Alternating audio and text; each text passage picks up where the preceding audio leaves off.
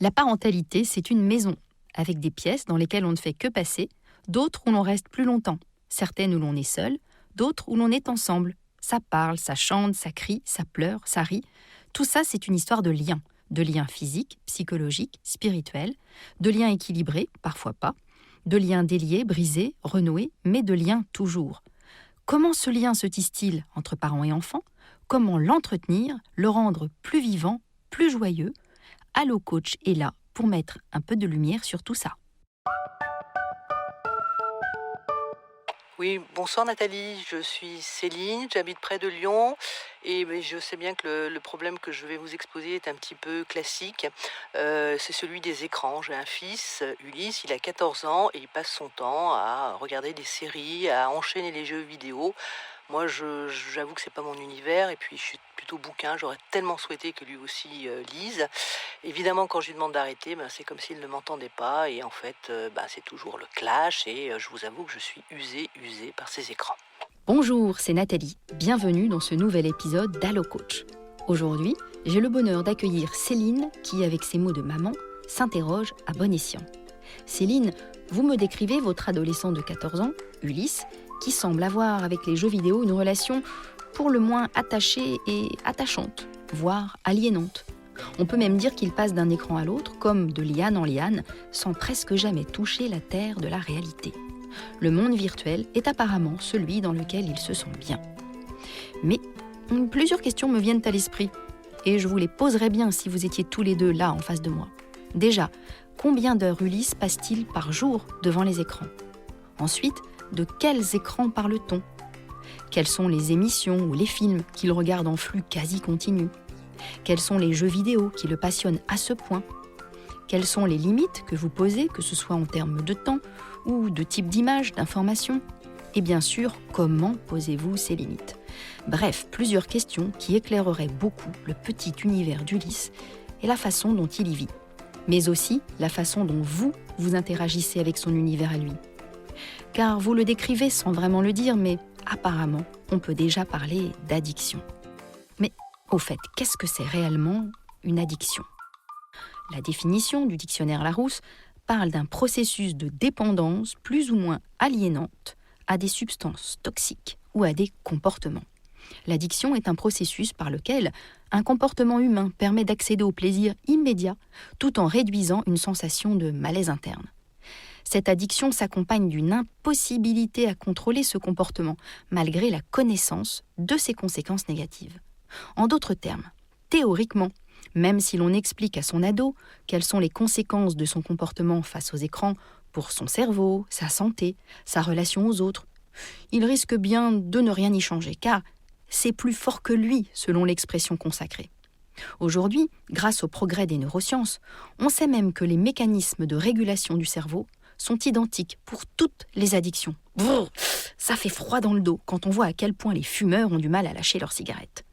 Et ça, c'est important que les parents en soient conscients, eux, car ils sont justement à l'extérieur du monde de leur ado addict. Alors, avant de vous proposer des pistes de solutions, j'aimerais vous raconter la petite histoire de l'addiction. Car tout se joue autour du circuit de la récompense.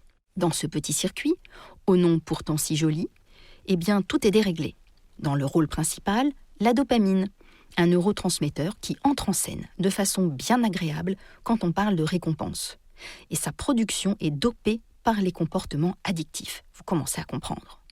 Pour parler très concrètement, plus une personne adulte, ado ou enfant consomme d'alcool, de tabac, de jeux vidéo ou de chocolat, plus la dopamine se fixe sur ses neurones et plus les signaux du bien-être sont activés. Son cerveau, intelligent, reconnaît bien ces signaux et, ravi, il en demande toujours plus. Le cercle vicieux se met en place. Alors comment faire pour le rompre et le remplacer par un cercle vertueux ? Pas de panique, Céline, car vous avez un rôle à jouer. Si, quand vous lui demandez d'arrêter, ça déclenche des larmes et des cris, ça veut dire que plus il joue, plus Ulysse est débordé par ses jeux et ses écrans. Quand l'attachement est excessif et qu'Ulysse ne veut pas sortir de son univers virtuel, c'est important avant tout de comprendre pourquoi il ne veut pas ou pourquoi il ne peut pas en sortir. Pourquoi lui est-il si douloureux d'être dans le monde réel ? Et c'est là que l'écoute, la psychologie et la bienveillance des parents est indispensable. Se sent-il mal au sein de sa fratrie, dans sa relation avec ses parents, avec ses vrais copains? D'ailleurs, en a-t-il? A-t-il des soucis à l'école? Toutes ces questions sont à aborder de façon subtile et dépassionnée. Et si c'est trop difficile, faites appel à un psychologue. En attendant, éloignez Ulysse des écrans, sans conflit. Alors, comment? Déjà, Céline, dans votre témoignage, vous opposez votre monde au sien. Vous êtes très forêt et bouquin, il est très écran, d'accord? Mais essayez de faire se rencontrer vos deux mondes. Déjà, pas de télé ni de console dans la chambre. Elle est dans le salon, ça permettra de poser plus facilement un cadre en termes d'horaire de vie familiale. Intéressez-vous à ses jeux, à ses films, à ses émissions. Demandez-lui pourquoi ça le fascine. Par exemple, proposez-lui de vous apprendre les règles d'un jeu et tentez de faire une partie avec lui. On ne vous demande pas d'y passer vos soirées, non, mais juste de mettre un pied dans son monde pour mieux le connaître et pour pouvoir en parler entre vous.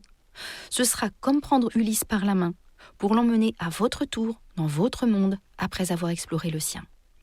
Vous êtes très forêt, tant mieux, alors faites sortir Ulysse avec vous. Bon, il déteste ça. Construisez un pont entre vos deux mondes. Inscrivez-le, ou même inscrivez-vous ensemble à un escape game en pleine nature. C'est juste la version 2.0 des chasses au trésor de notre enfance. Cessez de parler devant lui en disant combien il est addict aux écrans. Plus on colle une étiquette aux enfants, plus ils veulent, même inconsciemment, être conformes à cette étiquette, par loyauté aux parents. Plus vous lui dites qu'il est ceci ou cela, plus son cerveau va intégrer cette information et engendrer un comportement qui se limitera à cette croyance. N'opposez plus son monde et le vôtre. Au contraire, on peut tout à fait être jeu vidéo et nature. Parlez de vos émotions. Pourquoi ça vous peine de le voir autant devant les écrans? Montrez-lui les avantages à être libre et indépendant, et non enchaîné par l'addiction. Proposez-lui autre chose pour remplacer une part du temps d'écran, une activité ensemble comme cuisiner, jouer au tennis, faire un massage, pourquoi pas, aller à la piscine. Des activités qui ramènent au corps, au faire avec ses mains. Et enfin, et là vous allez sacrément le surprendre, parlez-lui des effets positifs des jeux vidéo, à dose modérée.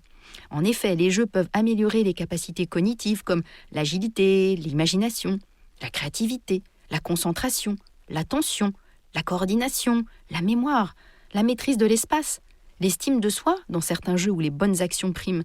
Et là, il sera tellement épaté qu'il sera plus enclin à vous écouter. 3 idées dans la poche. Et maintenant, Céline, si je devais glisser 3 idées dans votre poche, ce serait 1. Essayez de comprendre ce qui déplaît à Ulysse dans le monde réel pour détecter d'éventuels soucis. 2. Pas d'écran dans la chambre. Le téléphone, ok, mais jusqu'au moment d'aller au lit. 3. Vos deux univers doivent cohabiter et non pas s'opposer. Psst, et si comme moi, vous avez le temps et l'envie, plongez-vous dans « J'arrête quand je veux l'addiction aux jeux vidéo », le livre de Nicolas Ancion, dans la collection « Je réussis roman », un roman où le héros est un jeune garçon, passionné évidemment de jeux vidéo. Ce livre est disponible uniquement sur tablette. Tiens, ce sera encore plus facile de le partager avec Ulysse. Un podcast imaginé et produit par Podcasters Media, enregistré chez Studio Line. Nous espérons que vous avez passé un bon moment. Si c'est le cas, surtout n'hésitez pas à le faire savoir à vos proches, copains, collègues, voisins, amis, parents.